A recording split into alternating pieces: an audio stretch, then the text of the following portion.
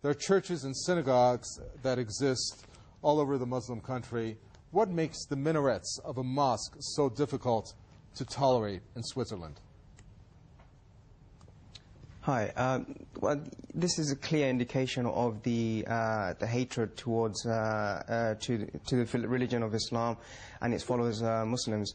You don't see things put to the referendum to declare whether having minarets or synagogue towers or church towers to be banned or not. This is a clear hatred towards Muslims. I mean, how can you have something that clearly breaches the freedom of religion under the European Convention on Human Rights to be voted against? You can't vote against, you can't put to the referendum whether you want slavery in the modern day times. You can't. This is a question of justice. But they did. Switzerland did do this. Why did Switzerland do this? And this is what baffles me, and this is what's frightening Muslims all over Europe. That if Switzerland, the home to United Nations Human Rights Council, has these kind of votes, then what is the future of Muslims in Europe? Is it going to happen? Is history going to repeat itself? What happened in Nazi Germany to the Jews, or what happened to Muslims in Bosnia?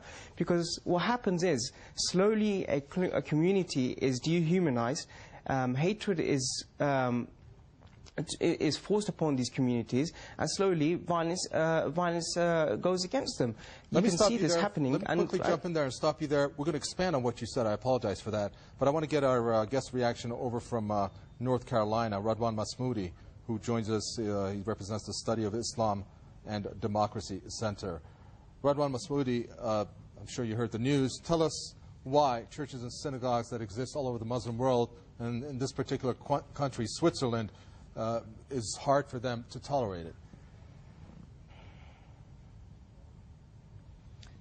Well, I think it's mind-boggling, and it's a big disappointment to all of us who have been working toward better understanding and better tolerance for all of us, whether we're Muslims or Christians or Jews, to respect each other and to tolerate each other.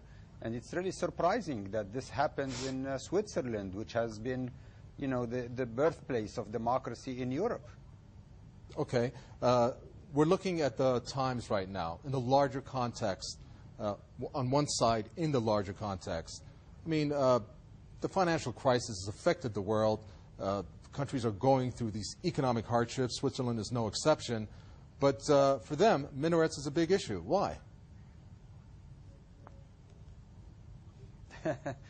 Well, I think it's not. I think the economic crisis has something to do with it, but I think it's a minor factor. The main reason that there is this rise of Islamophobia in Europe, and to a lesser degree even in America, is that the majority of Muslims all over the world, we have not done our duty and our responsibility in speaking up and speaking out against extremism. So even though we all realize that the extremists in the Muslim world represent a tiny minority, they get a lot of publicity, and they get on the news, and they are always on TV. So people in Europe now are scared of Islam and of Muslims. There is a lot of ignorance, and there is a lot of fear. And I think it is really important that we as European Muslims or American Muslims, really we have to engage with the society at large to educate them about Islam and to explain to people that the extremists do not represent this great religion and do not represent the millions and millions of Muslims, nearly 1.5 billion Muslims all over the world who are against violence and extremism. So I think we have to really do a lot more in terms of outreach programs and in terms of educational programs in Europe and in the United States. Okay.